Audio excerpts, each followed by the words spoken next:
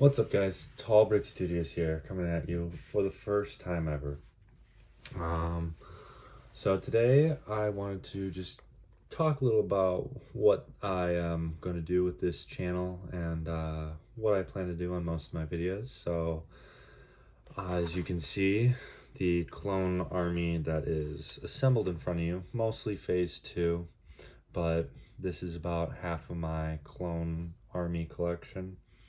And I just wanted to go over some of the different characters I have, what different variants there are, and overall just talk Star Wars with you guys. And it's feel free to leave comments, suggestions, or anything you want really in the comment section. Like I said, this is my first time, so there'll be a learning process, but let's get right into it. So, like I said, this is about half of my Lego Star Wars collection for clones. Most of them are phase 2. We do have different variants though. We have the Kashyyyk Trooper, and we do have some Coruscant guards. We do have the newer Mace Windu's Clone Legion. I forgot what actual legion they are.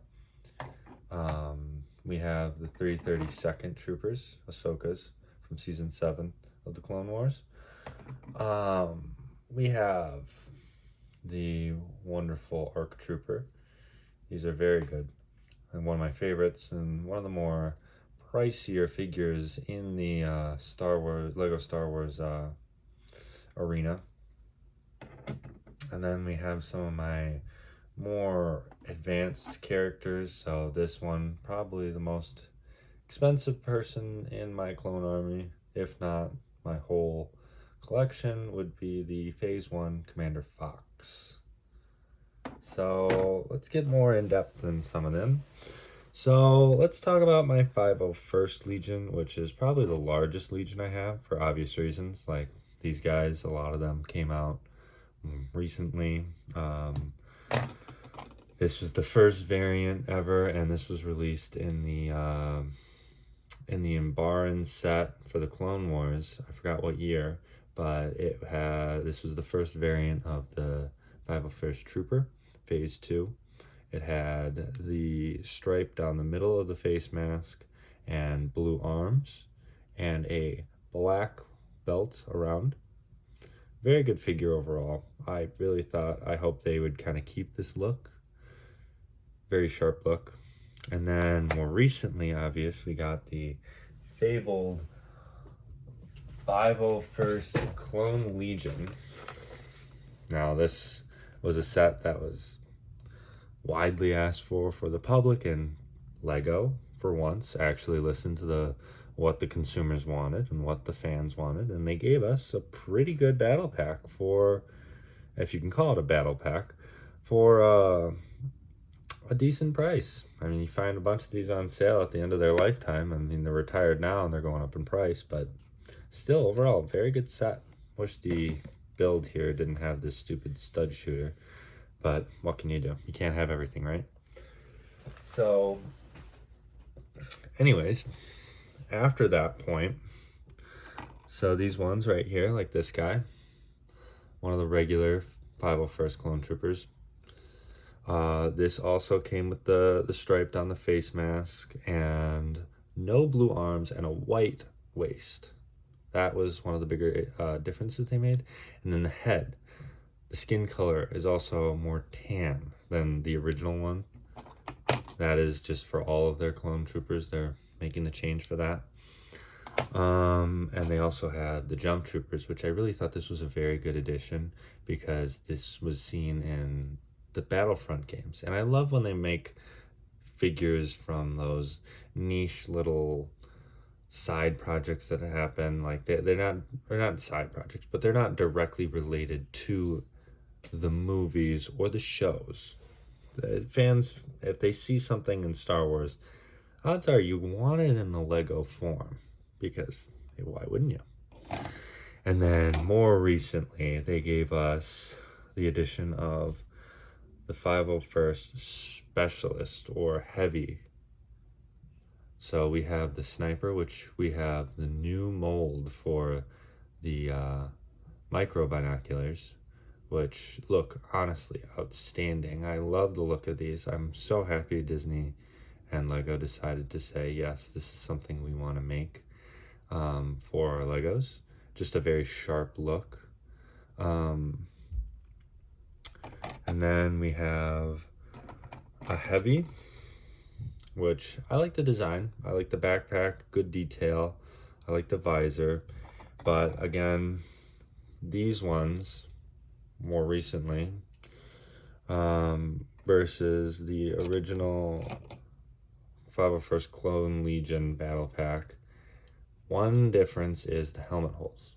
So this one, if you can see, does not have the helmet holes, and this one does have the helmet holes. And there's a lot of controversy over that. Me personally, I still think these guys look good. I don't know why they couldn't have the helmet holes right here where, you know, they seem to should be able to go, but the designers decided that was not the best way to do it. So that's my 501st, my main part of the army. And then you have the 332nd Troopers, and the same thing goes with these ones. This is the one that was released with Ahsoka Tano in the AAT Lego, and I have that one actually right here. This was a nice build. I liked the addition of the AAT driver and battle droid with the Kashyyyk style. I do enjoy those Kashyyyk battle droids. They look good, but for another video, I'll talk about the droids. But sadly, that set only came with one of those. So at the time, these were going to be seen as like, oh, you better stock up on that set because these guys are going to go up. I don't think they're going to go up that much because even though the newer one came out in the battle pack, 332nd Legion battle pack with a decent build, right here, see, the helmet holes are the only thing. And yeah, I agree with some of the other YouTubers online and Lego enthusiasts that the prints, like this one with the helmet holes, you can see, look at the print is not as clean and sharp as the one without the helmet holes. But overall, still a good figure. And then personally, I just had to shout these guys out.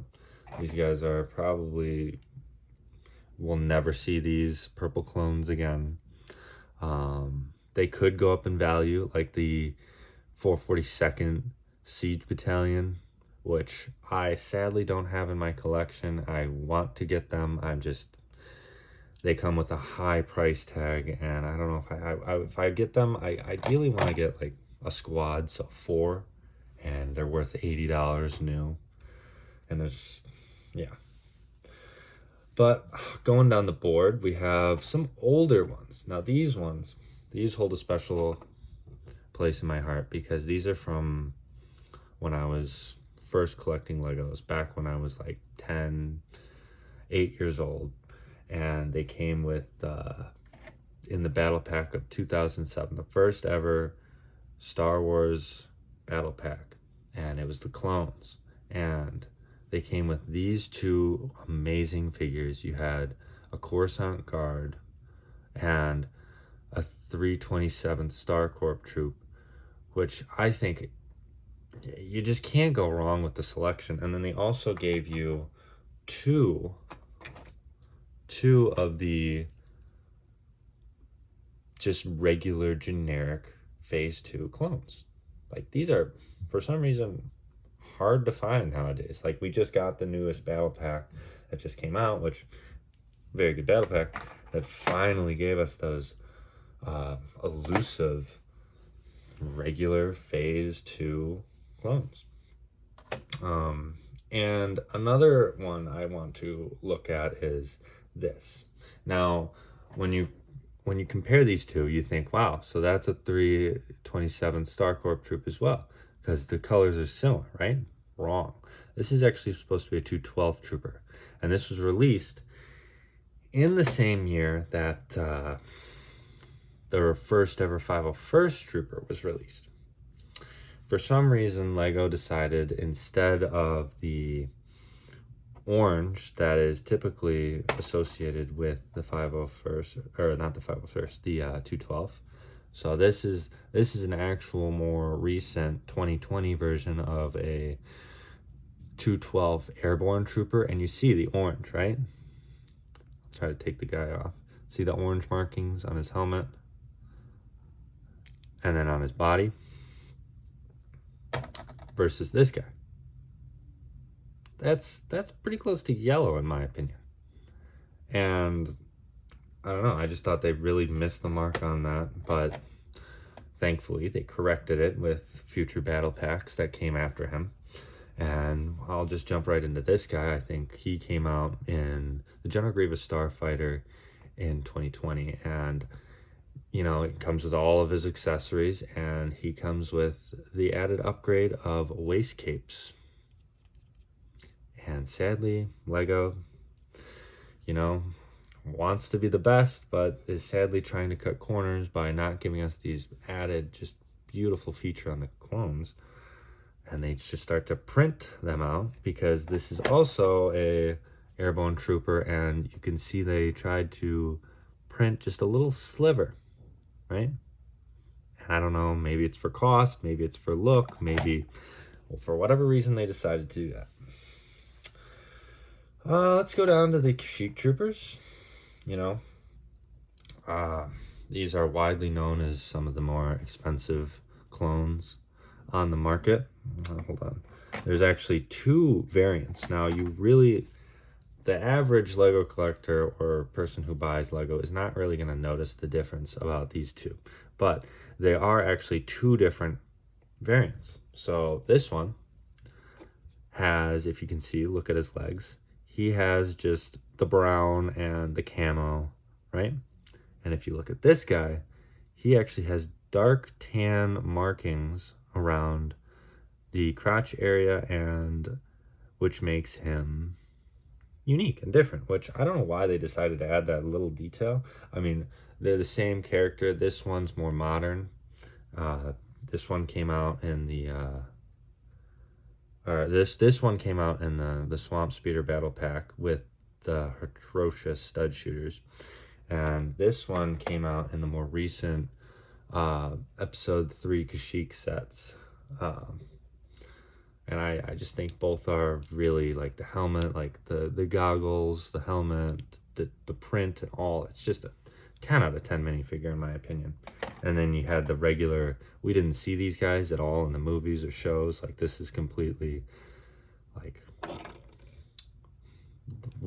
they should be, like, if they have camoed Kashyyyk Troopers like these, they're gonna have camoed regular phase 2 clones, right?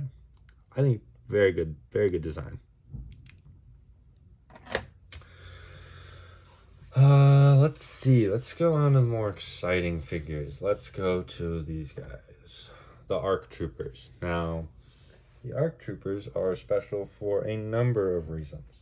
One, this is the only type they only came out in one set, and are generally hard to get a hold of.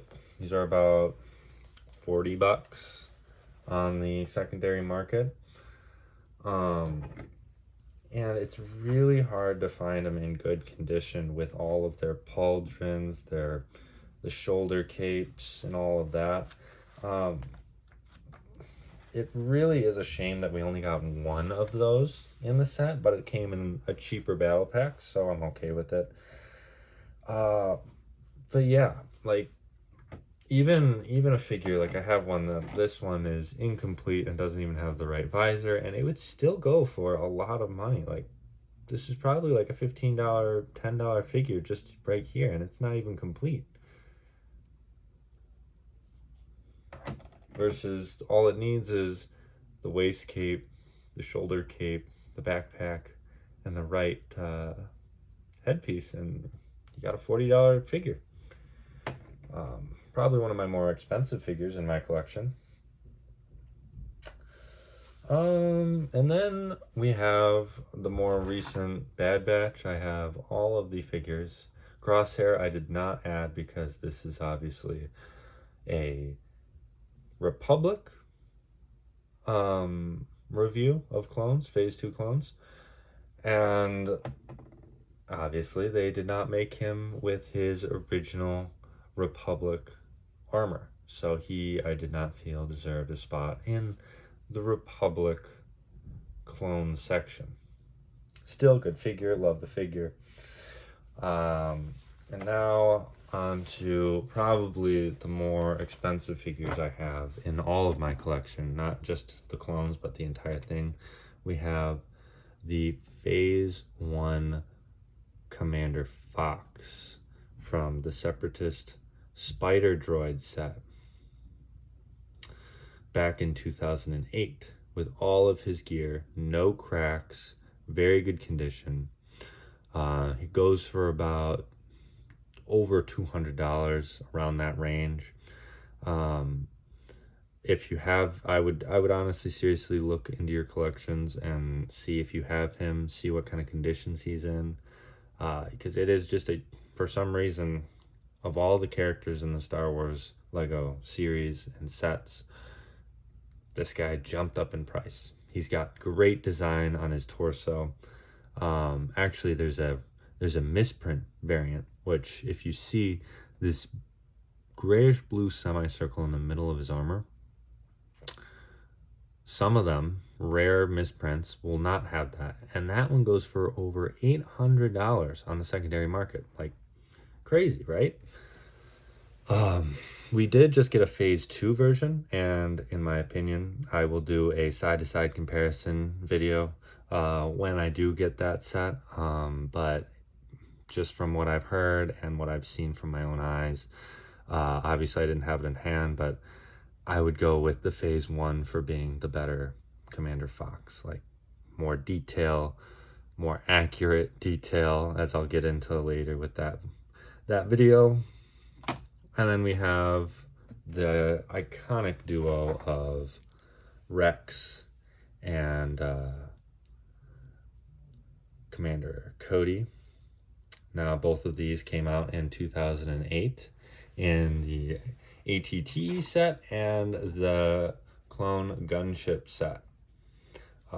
There was another version of Cody that came out in a Geonosian Fighter a couple years later, but I think this one is, the only difference between those two are he has these armor pieces to go with him that didn't come in the Geonosian Fighter set. So, sadly, this one is in perfect condition. No scrapes, no dents, no cracks. Sadly for my Rex, he does have a hairline fracture right here, but overall in very good condition. Again, if you're a collector or a serious collector that likes to keep their figures nice, the tips and tricks. Separate the body parts, so they don't crack.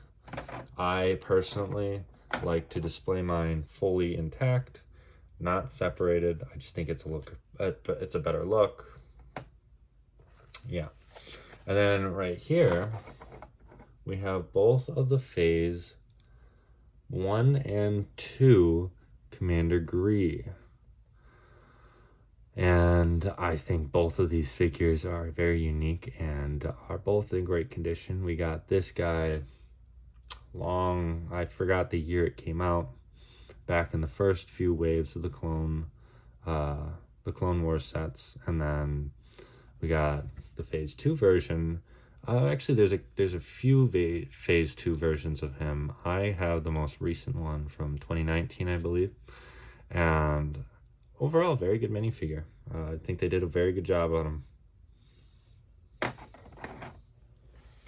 And then we just have some more support characters. I have a lot of these guys, a lot of the Phase 2 original from 2005 of the Ark, I forgot what the clone ship. I can't believe I call myself a Star Wars fan and knowledge, but they came in that set, and then the other one. but I have a lot of those. I also have the newer version that came out, I think back in 2014 with the ARC 170. That's what it is, the ARC 170, yes. The original ARC 170. And then finally I'll talk about these two guys. So we have the this guy came in, it's a clone phase 2 gunner, and he came in the hover tank set of with A-list Sakura, and then not the set that the purple clones came in. And then we have the original Scout, 91st Scout Trooper, and this came out in 2005 with the original ATRT Scout Walker. Good condition, great figure. You know, I mean, back in the day, 2005, you're not getting the type of detail that you would get in a clone trooper from 2020 or 2021, but still overall they aged well. So I hope you enjoyed my first ever video. I hope that you give me some good feedback, and hopefully I'll get another video out soon. Thanks, and come watch again.